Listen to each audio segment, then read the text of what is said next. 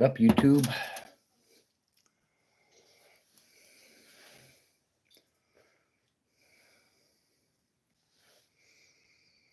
What's crack-a-lackin'?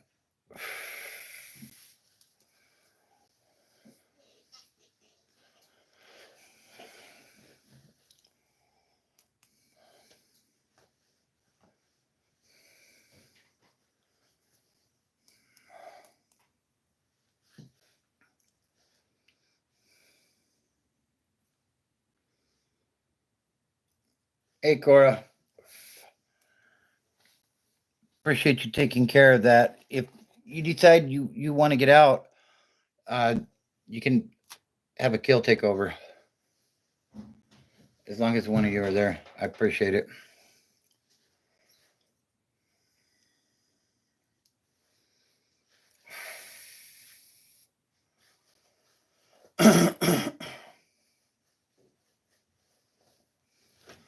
So I'm going to give it a minute or two, let a few people get in here. And I got a story. It's kind of warm tonight.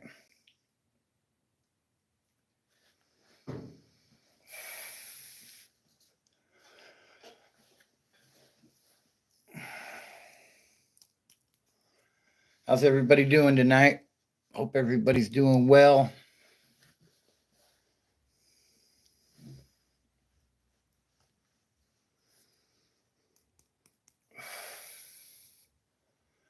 I think I need to go crack the door real quick. Hold on a second. It's hot.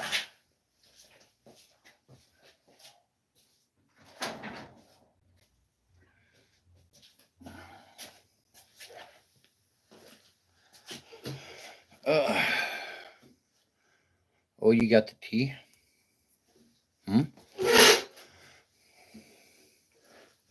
Oh, the tea. I'm a little slow sometimes.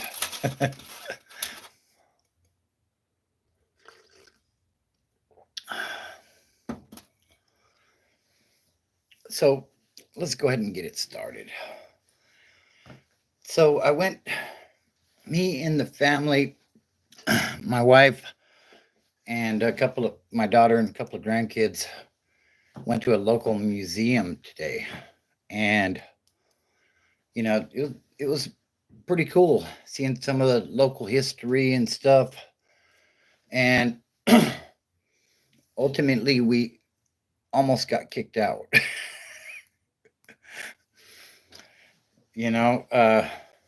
I'll get to that here shortly. But one thing I seen in the museum, so one thing I noticed in the museum, and it struck me as kind of weird, was as we got towards, we were going through looking at the different displays and stuff, and went into this room, and there's all these portraits on the wall, like hand-drawn portraits of different individuals, and there's like a biography, I guess you would say, down below, like giving a description of the person.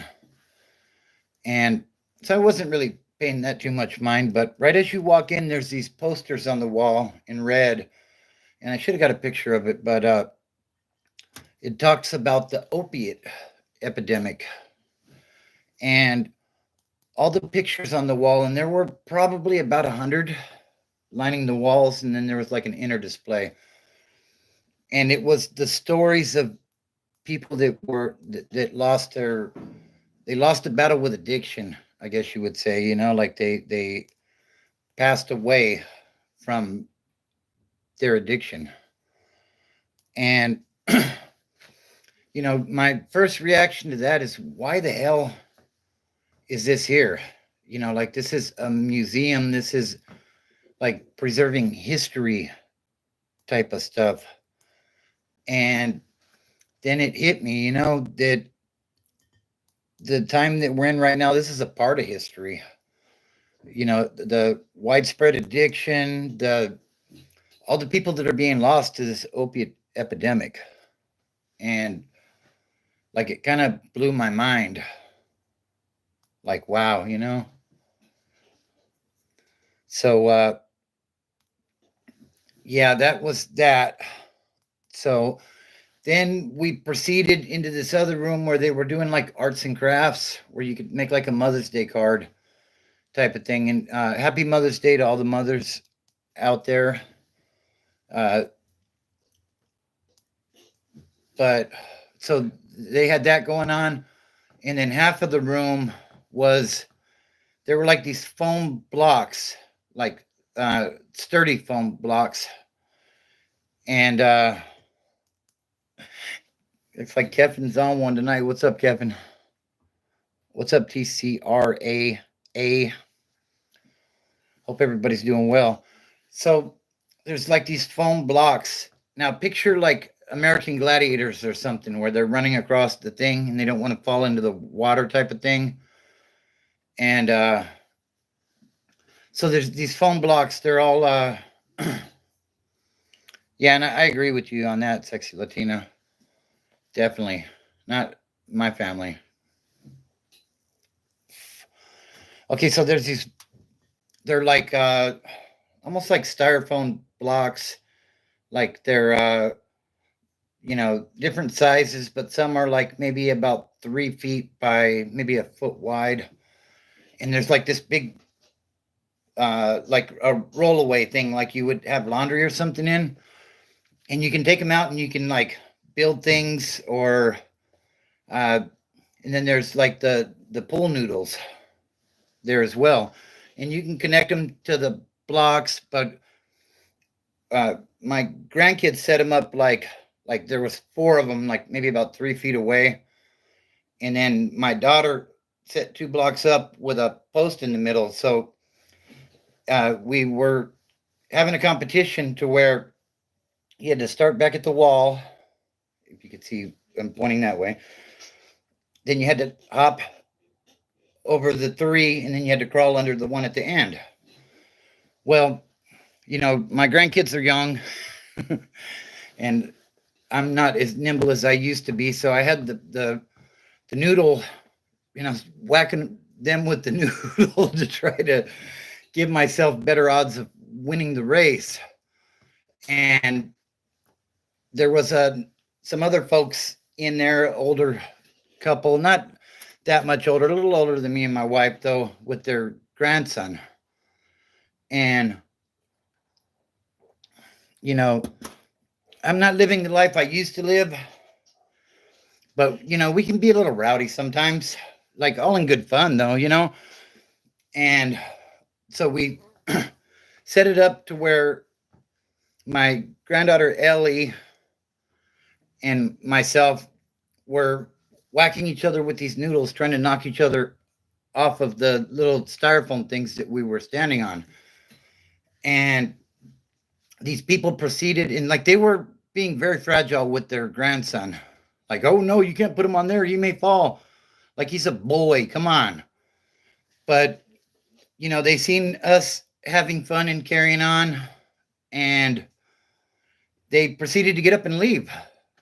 Like they didn't like our get down or whatever, I guess. I don't know if they felt maybe intimidated or, what the deal was with that. But then next thing you know, a staff comes in and says, guys, there's rules in here, like we can't be fighting and stuff. So like the wife and I basically were done. My wife had some nice parting words for them on the way out. And my daughter stayed in with my granddaughters for a few more minutes, went into another room that was like a play area for kids, and we ended up going. So, I mean, technically, we didn't get booted, but it kind of felt that way, like we had overstayed our welcome, basically. Like, I don't know. So we got booted from the museum in essence. And yeah, that is crazy, Cora. I agree. Like we were definitely not their cup of tea, but we were just having fun. Like we weren't messing with anybody or anything. We were messing with each other. And, that's just how our family is, like I said, like I wouldn't even really call it rowdy. Like we were rowdy with each other a little bit, but not even that, like I'll just having some fun, whacking each other with the noodles, boom, type of stuff. But yeah, apparently they didn't like that, so it is what it is. But yeah, exactly, Q. So we did our thing. It was cool. It was a cool experience, though, going to the museum and seeing some local history. And like they had some taxidermy, like a coyote and some different animals. That was cool. And some history of the area and some of the people that were famous from the area and military stuff. But yeah, freaking whiners. You're right, babe.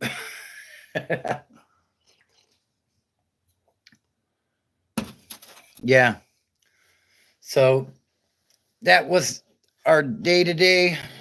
And hopefully everybody's doing well out there and just spending some time with the family and enjoying life.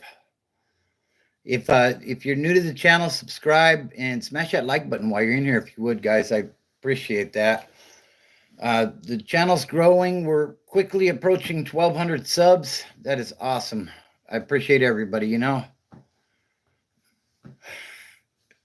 Oh, if Q says, I'd understand if you went over there and started smacking up their grandson or something, but you weren't. Oh, if we would have did that, they would have called the cops for sure. Like, I don't think they would have done anything. Like, they didn't look like that type. You know what I mean? But yeah, no, we were just having some fun with the family. So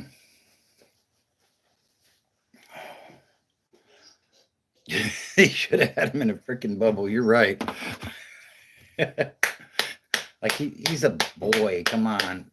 Like you can't baby him too much. Not the foam. Oh no. He'll never recover. He's got CTE. He's concussed. Call the paramedics. Oh my God. So yeah, so that was our day to day pretty much. Went and got some yeah, Luca definitely will be a tough little man. I agree. I mean they're boys, you know. Yeah. But yeah, my wife says by the time Jacob was their age, he was wrestling like no tomorrow and jumping off headboards. Yeah, that's right. Rugged fella. Yeah, I think you're right, Q. I think he needs an EKG.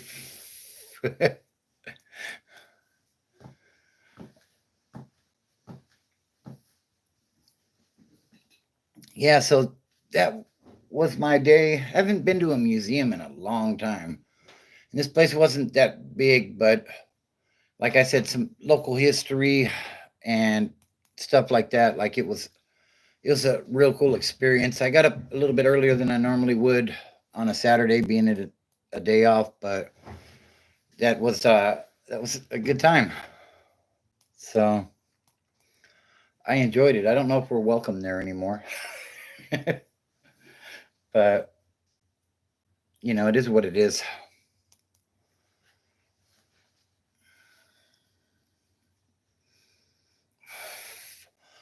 So what's everybody up to tonight?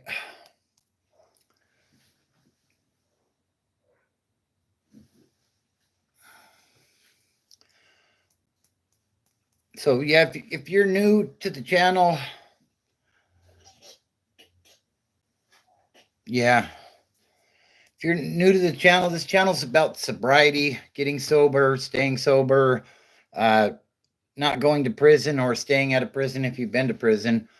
I tell my stories of where addiction took me and just want everybody to know it don't have to be you that has to have all those bad experiences because of addiction.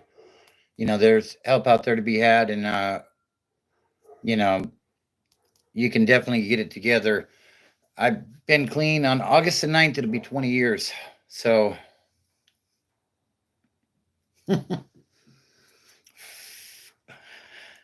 I agree.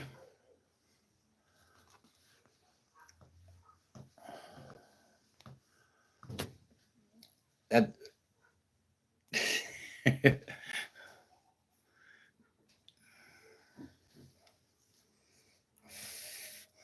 yeah, that's what the channel's about. Pala Palamuni. I hope I said that right. It's about sobriety, maintaining sobriety, and just knowing that there's a better life out there, not on drugs. Like I was addicted to meth for a long time.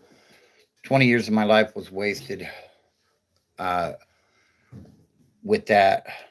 And, you know, multiple incarcerations, prison time, like the whole nine, like everything that comes with drug abuse, I pretty much experienced. And like I said, now on August the 9th, I'll have 20 years clean from uh, narcotics. So, I'm just trying to spread the word that it can be done. I never thought I'd be able to get clean. So, and I managed to do it. So, you guys can too.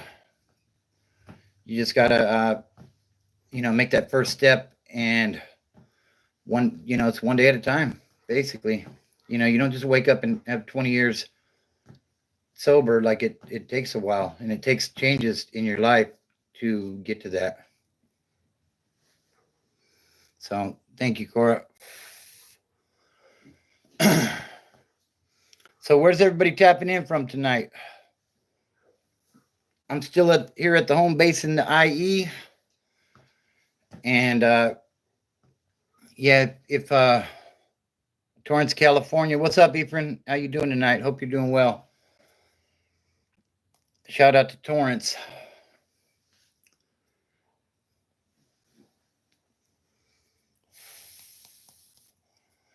Torrance, isn't that the harbor area or close to it? I got busted in San Pedro one time.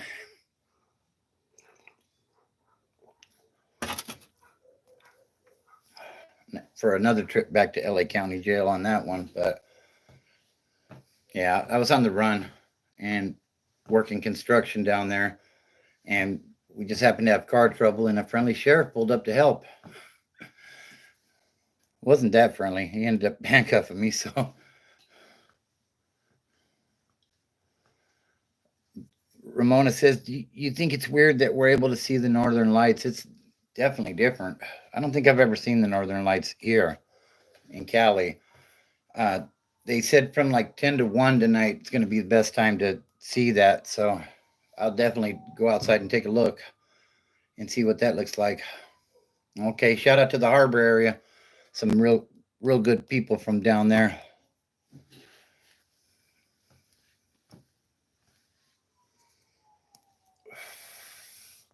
Yeah, between 10 and 1 is what I read, but 10 and 2 sounds about right, Cora.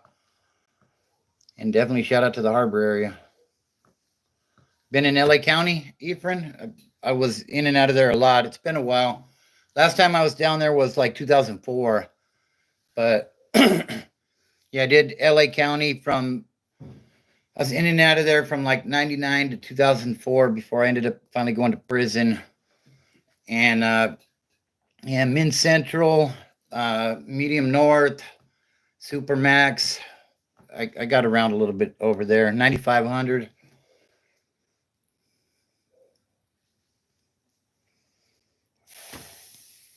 Like I said, though, that was like 20 years ago. Friendly sheriff, yep. Actually, I got a story for you on that one. So I'm with this guy. We're working construction, and this guy's in sobriety. And I'm faking the funk like I'm sober, but I'm really not. And I got something in my sock. He don't know that. And the So they come up to help us. His car had a dead battery. We're in a little residential area. We're working in Palos Verdes at the time on an add-on to a home down there. And yeah, so we break down. He pulls up. Hey, you guys okay? Oh yeah, we're good. Go. I'm sure you got better things to do, Mr. Officer. Go ahead and take care of business. We'll get this figured out. And even though we weren't accused of a crime at that time, can I go ahead and get your IDs? All right, Mr. Officer. He runs my name. I'm on the run from San Bernardino and Riverside counties at that time, so I knew I had warrants. So okay. Oh, you did 10 years. That's right. Well, I'm glad you're out, bro. And hopefully doing better. Like you get used to that lifestyle. But okay, so he runs our names. I already know the gig's up. I'm about to end up in handcuffs. He pats me down and everything after finding the warrants, and he puts me in the car. We're taking you for the violation. Oh yeah, that's exactly what I thought. And actually, I didn't even end up going to prison on that one. It's funny, but ended up on a probation violation, 3 counties: L.A., Riverside, San Bernardino. So that was another 15 months of my life or so incarcerated. But so he gets me in the car. He didn't find the stuff. I had, I don't know, $50 or so worth in my sock. I have to watch what I say on YouTube, but you guys kind of get the message. $50 didn't go as far back then, so it was, round a G of the Folgers crystals. And so, the cops are being cool, him and his partner, and they got me in the back seat of the cruiser. We're about to head to, I think they took me to Long Beach for overnight holding before they sent me to, over to Min Central. But we're sitting there, and they don't even realize I'm under the influence at this point, or maybe they did. I don't know. I thought I was smarter than them, but obviously not, because I'm the one with the criminal record. But the cop is the cop's doing something on his computer right there, and the other cop says, he says, people say I'm part bloodhound, and like I can smell the drugs on you. And I'm like, what the fuck? Like, can you really? Like, are you bluffing me? Or because it's working, you know what I mean? Like, I'm just mind blown. So he says, okay, before we get you to the jail, if you have anything on you, you need to let us know, because it's an additional charge. And I know that, introducing narcotics to an institution is definitely a bigger charge. So I tell him, hey, man, I got something in my sock. You might want to go ahead and get that out. And so it was a violation with a new charge, basically. And they still didn't send me to prison. Like, I was honestly expecting that on this one. I'm expecting, okay, I got a couple of years that I'm about to go sit down. But, LA County, okay, well, we're going to give you a 9-month violation. And I'm like, well, that's freaking great. Because once I'm done here, I already know what time it is. One of the IE counties is going to be, they're going to be lining up to take me next, basically, because I'm running from them. That's the whole reason they locked me up. But yeah, I gave it to him, and that was one of the few times where I actually made it to court, and the court documents reflected how much I actually had in my possession. When I caught my sales case in Pico Rivera, I had probably somewhere in the neighborhood of about 50 grams on me. By the time I got to court, paperwork reflected 8 grams. Pico Rivera, LA County Sheriff's, Pico Rivera, dirty mothers. Dirty mothers. I mean, it worked for me, though, because that was my first time getting popped in LA, and it definitely reduced how much time I had to do on that one. I ended up they gave me a year on that, on the 8 grams. and they were doing early kickouts at that time. So like I did, I don't know, 120 days or something, and they said roll it up, and I was like, "Are you serious? Are you serious, Clark?" Like I was blown away when everybody was talking about the early kickouts in there, but I had went. I was working in the kitchen. I was in 9500 when that happened, and I had come back from my kitchen job, and one of the homies said, "Hey, is your name so and so? They're calling you up to the window or the booth, whatever you want to call it." And I'm like, "Man," he said, "they said for you to roll it up. You're going home." And I was like, "There ain't no way." I'm like, "You better not be fucking playing with me, or we're gonna have to take it in the restroom and boop boop boop." But yeah, I went up to the window and they said, "Yeah, pack it up. You're going home." And I was like, "Wow, that was wild." Yeah, Ephraim, I did go to prison. I ultimately ended up getting sentenced to 2 years, which I ended up maxing out on that. I started off in a CCF, and like I lasted in the CCF for in general population for about an hour because I walked into a riot on that one, and you know,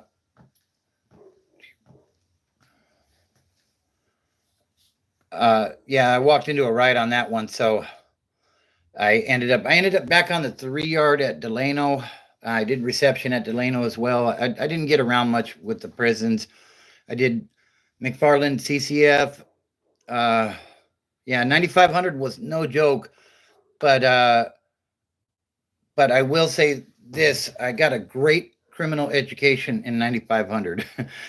When I went in there, it was mostly parole violators that were up there. It was a trustee dorm at the time, and basically, like I got schooled real quick. And the thing is, I was in there on a possession for sales case, so a lot of people were very friendly, because they knew that I was the connect on the street, basically. That goes a long way in there. As long as your paperwork is good and you're not into any funny shit. But Q, what did you ask? What would you say brought you to your past addiction? How you were introduced? Actually, I did a story on that uh, about how I became Broken Bobby. That there's a video up on that one. But yeah, I was street hustling, and I wasn't using, and I don't want to say it was an accident the first time I used, but there was some stuff on the foil, and the connect was smoking it, and he's like, "Here, try it." And I didn't even think about it. I just hit it, and it scared the shit out of me, to be honest. Heart was jumping out of my chest, and I spent like the next 6 hours trying to find a lowrider magazine from a liquor store.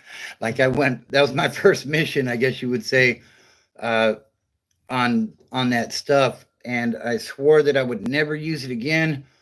And as soon as I started coming down, I said I need more, and that had me off and running. That was shit, probably 1989, right around there, maybe 90, somewhere in that neighborhood. But yeah, that's a good question. I appreciate that. So yeah, if you guys are new to the channel, subscribe. Check out my playlist. I have like 230 videos up now, and there are broken into categories. So if you want street stories, I got street stories. I got county jail stories from the IE as well as LA County.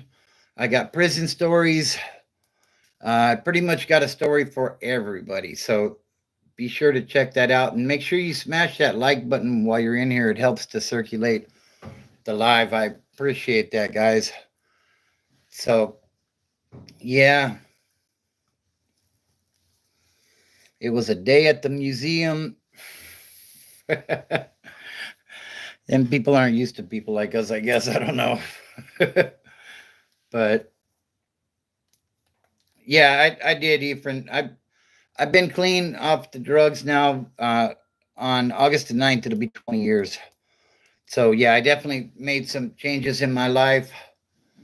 And I come on here because I want to give people a chance to share their stories of success and sobriety, like I'm doing. And if I can help somebody, then that's what I want to do. Because growing up, I always thought that I was predestined to go to prison, and if you think that way, then you are. You're going to end up there, and I did. And I just want to let people know that, uh, you know, yeah, that was before that. Even that was the first time I used narcotics. But yeah, I was abusing my seizure medicine, and that was getting me high. But that was a different kind of high, and I don't necessarily know if I was addicted to that. But once I hit that crystal, it was over. So, but yeah, that was the first thing I ever did that gave me a head change was the seizure medicine. And I figured out that if I took 3 or 4, that everything was woo. So ended up getting in trouble at school over that. They said, "This kid's on drugs. Come get him." And I mean, technically, I guess I was on drugs, but like I was offended by that. Like, how dare you say I'm on drugs? But at that time too, I will say there was a difference. Like if you said somebody was on drugs, they were on uh, the black or the white or marijuana, even. Like people didn't really look at you like you were on drugs if you had prescription stuff.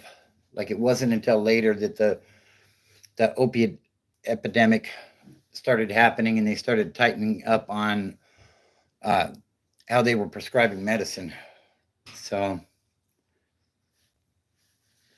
but yeah, I guess the school was right. I was on drugs. They were ahead of their time on that one.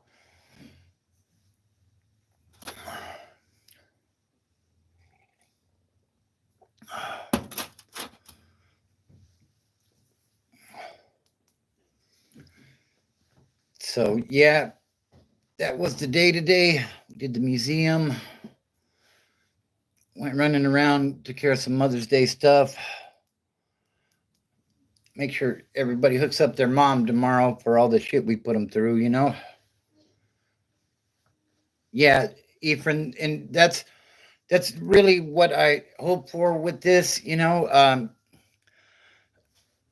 is that, just because you grow up in the neighborhood or whatever, like, and, the elders of the community, the big homies, if you will, all went to prison, that don't mean that you have to.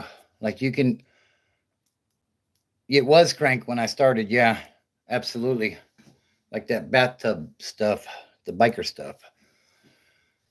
But yeah, it's just hoping that to reach some people that just because everyone else is going to prison don't mean you need to do it. It's really not all it's cracked up to be honest. Like a lot of the homeboys had told me what to expect going there, and to some extent they were right. But people tend to glorify that shit, like you're not cool unless you've been on the yard. Like, screw that. Let someone else be cool if that's the case, because you know, all in all, like I lost like 20 years of my life to this addiction and incarcerations and stuff. I didn't do nearly that much time locked up, but probably somewhere in the neighborhood of 6 to 8 years of incarcerations. That's going all the way back to the early 90s.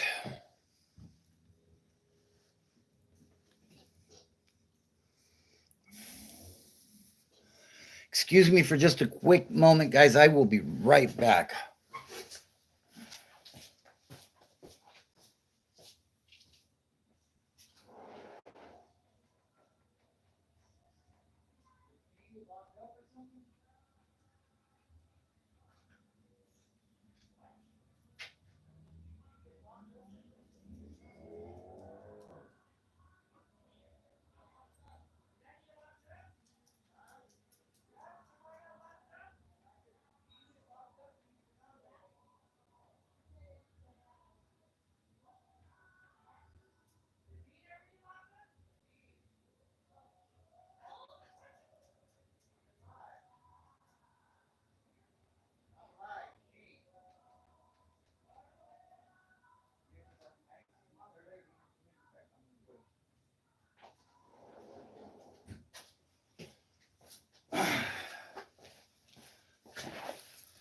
Sorry about that, guys. I had to go hit the restroom real quick.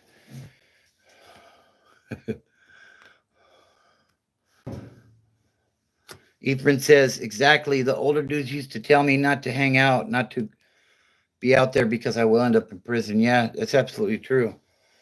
And honestly, I mean, I understand the message is going to may hit some ears, but some people, uh, I mean, if you're full blown into that sort of stuff, nothing I can tell you is probably going to change you. I mean, hopefully it does, but you know, the things, some of the things they didn't tell me about prison was, that you could basically, they'd talk about the war stories about the riots and how, yeah, we smashed on those vatos and like we did our thing. But what they don't talk about is people being removed over stupid shit sometimes. And what I mean by that is, you break some rule and now there's a couple full stabbing you, trying to take your wind. And sometimes for stuff that most people don't agree with, but they're not going to say anything because they don't want to go against the grain. So, that's just some of the stuff I've seen, some of the eye openers, walking in to the prison and seeing those signs, warning, no warning, shots fired, and looking up and seeing the nice little CO with his big gun, just hoping that you'll step out of line so he can get some target practice in. Nah, dog, I'm cool on all of that, But, the prison ain't all it's cracked up to be. So, you look like a champ. Okay, I'm not sure what to make of that one. But, yeah, if you guys are just tapping in, or if you're new to the channel, make sure you subscribe and smash that like button while you're in here. I have playlist with over 200 videos. They're broken into categories. It's kind of, it's not right on point as far as the categories, but check it out, Yeah, Ephraim says people get removed for dumb crap that made no sense. I agree. It's a lot of it is politicking. Someone else has got a better hustle than you, and you're jealous. So, let me see if I can smut this fool up. And it is what it is. But what is that message?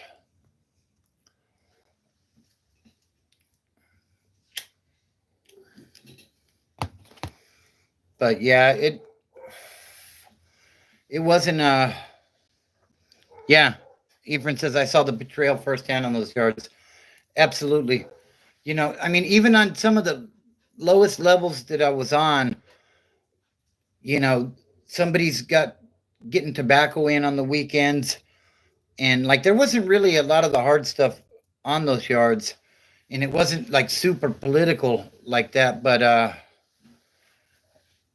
like people are gonna hate if you're doing anything to get your hustle on or anything, someone's going to drop a kite, and or they're going to get with the homeboys and say, yeah, you know, X, Y, and Z, and you couldn't be here type of stuff. And, half the time it's not even legitimate stuff. I mean, if you didn't tell on anybody and you don't have any of those weirdo crimes, then, because you don't like somebody, that's not supposed to be the get down. But, it goes that way sometimes.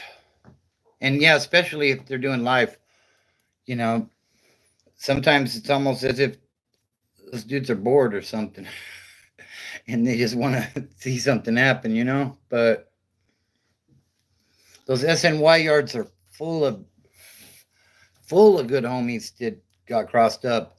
And, some of them got crossed up for good reasons, I guess you would say, But, there's too many over there that,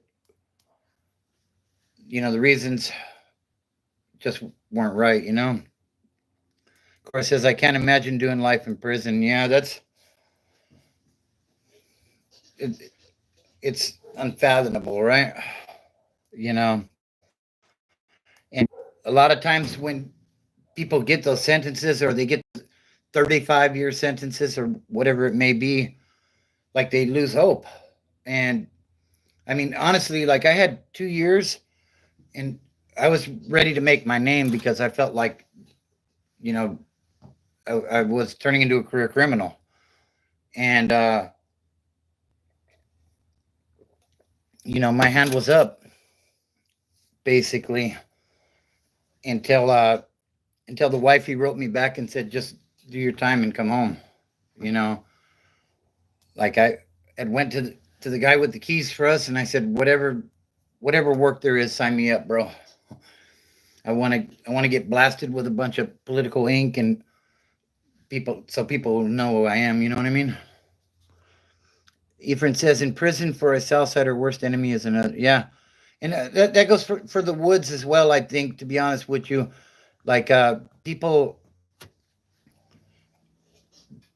just, whether it's somebody's doing something on the yard or whether it's just, different car bullshit. I'm from IE, you're from, say, Dago or Bakersfield or whatever,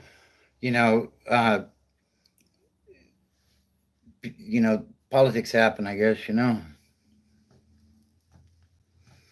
Cora says, I couldn't see how I'd want to live after getting a life sentence, not being able to ever see my kids again.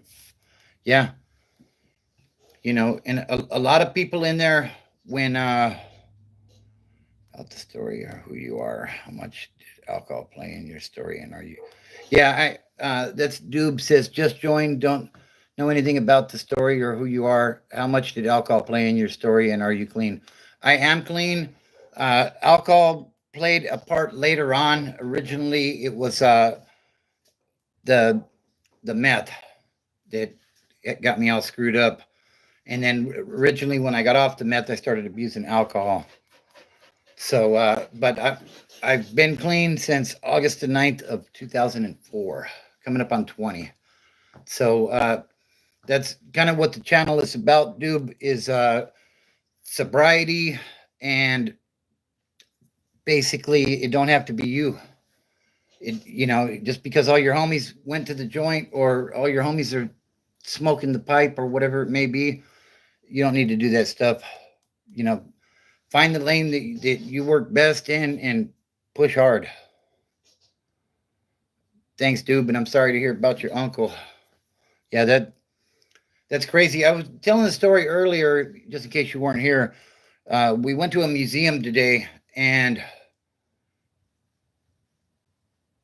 pardon me. We went to a museum today, and part of the museum now is the opium epidemic. And there were all these pictures on the wall with biographies of people that are no longer alive due to drug addiction. That's like in a museum now. So it's part of our history, which was kind of mind blowing. Sexy Latina says, I was pretty shocked when you said for me to move on without you, for better or worse. I'm ride or die with you, period. That's right, baby. Yeah, that Ethan, that was for me. That's the wifey right there. Yeah, I actually had sent her a letter telling her to move on because over the previous 5 years I was in jail or prison more than I was out. So, I didn't feel it was fair to her to keep waiting for me. So I sent her that Dear John letter. I kind of did it opposite of the way it usually happens, but I told her to go ahead and move on with her life. And, that I was just a idiot career criminal at this point. So she wrote me a letter back telling me I was a dumb shit and to just do my time and get out. So,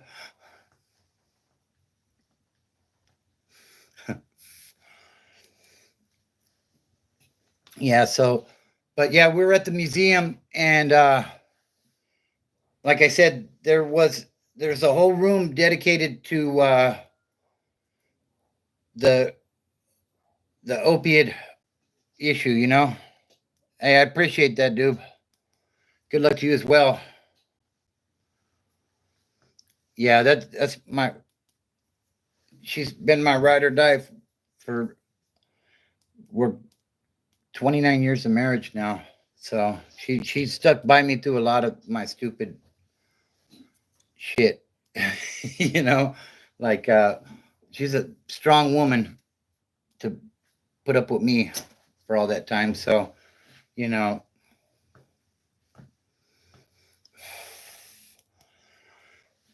yeah. So if you guys are new getting in, let me tell you about the museum today.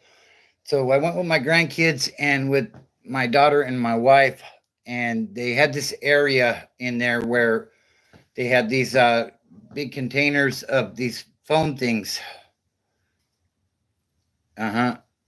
And so we were bringing them out, and we made like this little obstacle course to race through.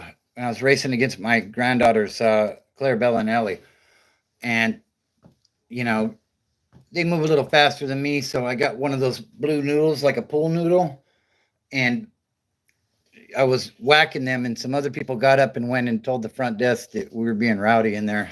In a nutshell.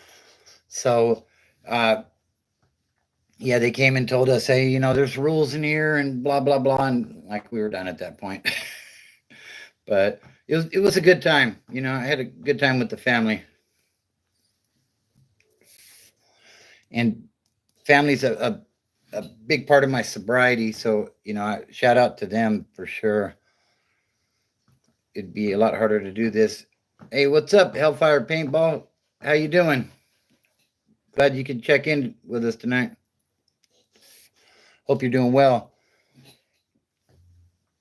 So, yeah, that was the museum today. Rule these nuts. Of course, it should have been like roll these nuts. LOL. Yeah. Ephraim says we put these females through hell sucks, but not anymore. That life is long gone. No more drugs. That's right, homeboy. And salute to you on that. Yeah, that stuff had a hold on me for a long time. And like I would get hauled off to the county and I would swear that I'm never gonna use again. This was the last time I'm gonna go straight because I was out there hustling and dealing. So my excuse was always I'm not gonna be able to make the kind of money that I make. I'm gonna be broke. So I got to get back to hustling. But really, that was my addiction talking, and I just needed a sack so I could use, to be honest. But the thing is, like, I was making a lot of money, but I was also spending a lot of money on stupid shit. And once I started working, my first job out of prison, actually, I was one of those liberties for the liberty tax, and yeah, I was wearing a blue dress with a ribbon across it said Liberty Tax, and I was waving a sign on the corner of Baseline and Waterman in San Bernardino. Uh, Rough, but at the time it was paying a couple dollars an hour over minimum wage, and I needed a job. So I can't tell you how much that tested my grit. And but I did it, and I got that job, and I held on to that job until I could find a better job. And I that's what I did, and I've continued to build since then. And now I've been with the company I'm with now. I'm coming up on 6 years here in a couple of weeks. So, and I'm in a leadership role at work now. So, like, it was just a matter of planting my roots and digging in. But it can be done, if, you're dealing with addiction, you can definitely reach out and get some help. Um, my on all my videos, I put my email address, so anybody can reach out if they need some assistance with maybe finding a meeting or something along those lines, if I'm able to. So, and if you're new to the channel, definitely subscribe. Smash that like button while you're in here. It's helping to get the live stream out. It's just a beautiful Saturday night after a good time at the museum today, and did some running around, took care of some errands, and now here we are. Once I wrap up this, me and the son are going to go hit the gym for a while. I'm working on cutting down my weight a little bit. I was at a good weight, and then I kind of laxed up on my diet, and I put on another 20. I'm trying to get rid of that 20 now. So, but fitness is definitely a big part of sobriety. So, for me, anyways, it feels good after you hit the gym. I always leave the gym feeling good. So,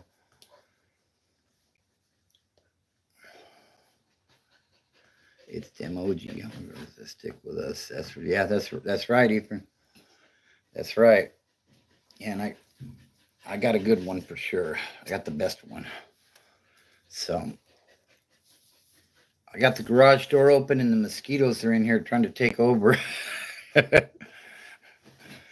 But yeah, if I'm gonna wrap it up here in the next 5-6 minutes, that'll be an hour. If you're new to the channel, subscribe. Check out my playlist. Like I said, there's tons of I have tons of videos up. They're broken into different categories, so you can check them out. If you want some Orange County stories, I got those. Got some IE stories. I got Riverside County Jail, San Bernardino County Jail, LA County Jail, prison stuff. What my rock bottom, basically, and basically what I'm doing now to maintain. So,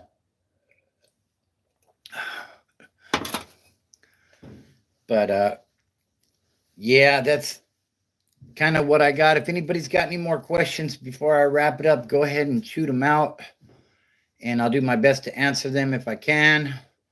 I just dropped a video that you guys can go and check out. It's called The Prison YouTube Yard and the Truth About Wes Watson. It's doing pretty good. I think it's got about 1,500 views now. But I talk about the way I'm talking about California prison YouTubers in particular. And it seems like everybody's still trying to check paperwork and stuff. Like, we're moving on already, guys. This is supposed to be about positivity and helping others to not live the life that we did. And, I'm not trying to include myself with these guys that did a quarter of a century in prison. That wasn't me. I did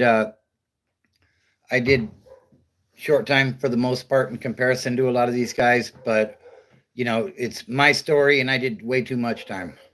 So, some people may say, oh, you didn't do that much time. It was enough time for me. So, I appreciate everybody that supports the channel. Like I said, we're growing. We're almost at 1,200 subs. So make sure you subscribe if you're new in here. And check out those playlists. That prison YouTube yard video, like I said, it's doing really well. So check that one out as well. And Sexy Latina says she is definitely not a chola. LOL. Really? Oh boy. Anyways, have a great night, YouTube. I'm gonna go ahead and wrap it up. And remember, don't look at the mountain. Just start climbing. I'm out.